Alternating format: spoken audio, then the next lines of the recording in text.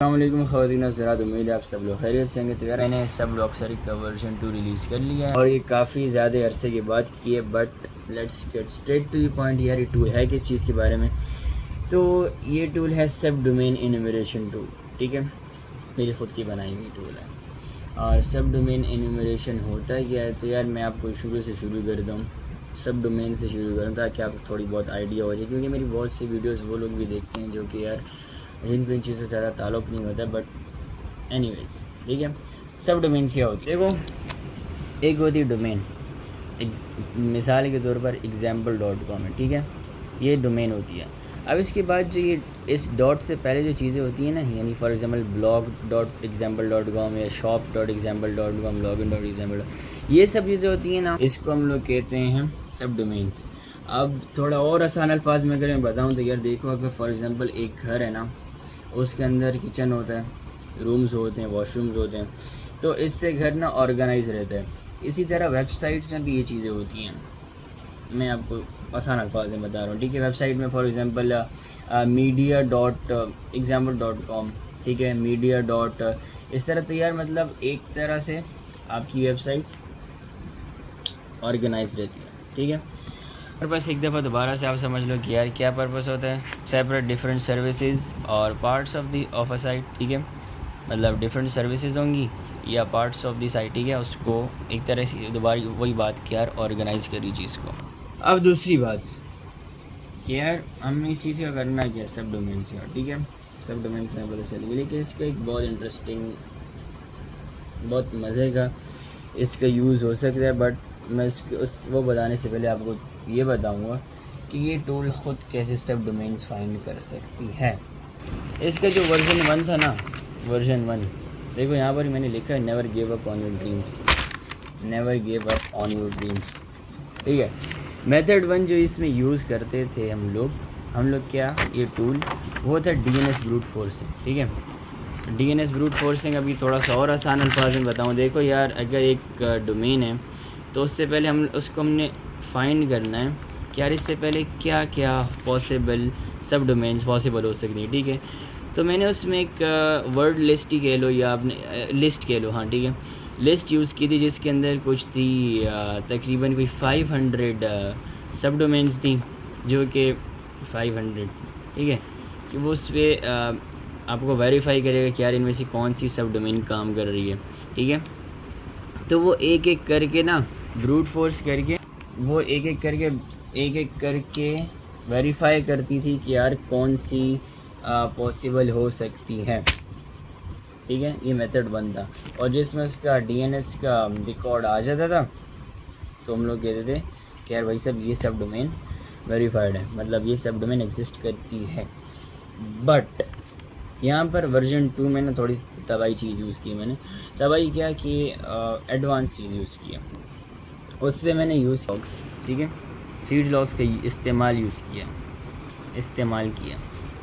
अब CD logs क्या होते हैं? देखो, सीडी लॉग्स होते हैं सर्टिफिकेट ट्रांसपेरेंसी लॉग्स, ठीक है। जो भी डोमेन ख़रीदते हैं ना, फॉर एग्जांपल अगर कोई ऐसी डोमेन है builderette.com, तो इसका भी सर्टिफिकेट बनेगा। CA अथॉरिटीज़, मतलब CA से बनता है सर्टिफिकेट अथॉरिटीज़, ठीक है। तो इनसे एक सर्टिफिकेट बनेगा और वो सर्टिफिकेट होता है पब्लिक।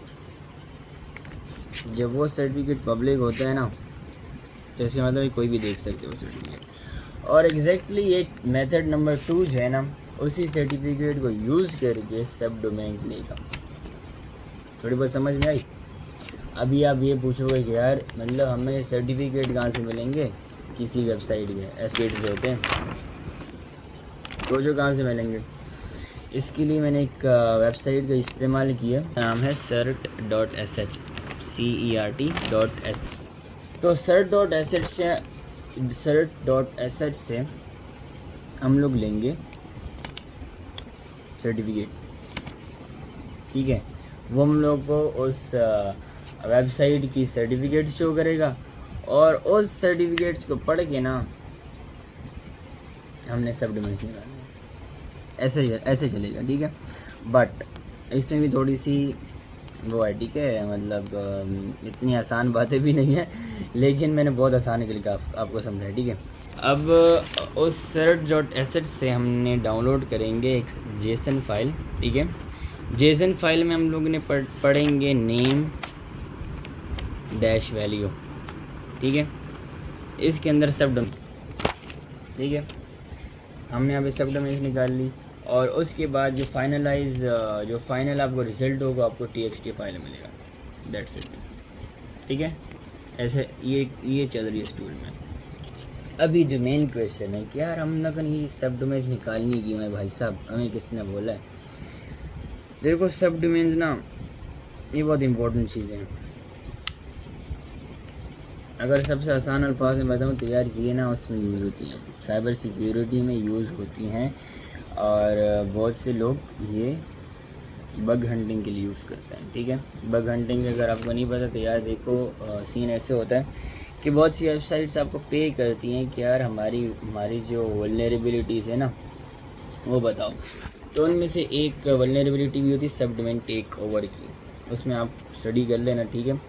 और इसके अलावा मैं चाहता था कि यार ये टूल मैं ख़ुद की बनाऊँ, ख़ुद की, और मैंने सब डॉक्सर को क्यों प्रायोरिटी दी, अगर थोड़ा सा रिवील करूँ तो थोड़ा सा रिवील वो ये कि यार मैं एक प्रोजेक्ट पे काम कर रहा हूँ, बहुत बड़ा प्रोजेक्ट है, वो मेरा ख़ुद का प्रोजेक्ट है मेरा ख़ुद का प्रोजेक्ट है, वो किसी ऑर्गेनाइजेशन का नहीं है, वो किसी उसका नहीं, बट मेरा ख़ुद के प्रोजेक्ट्स हैं।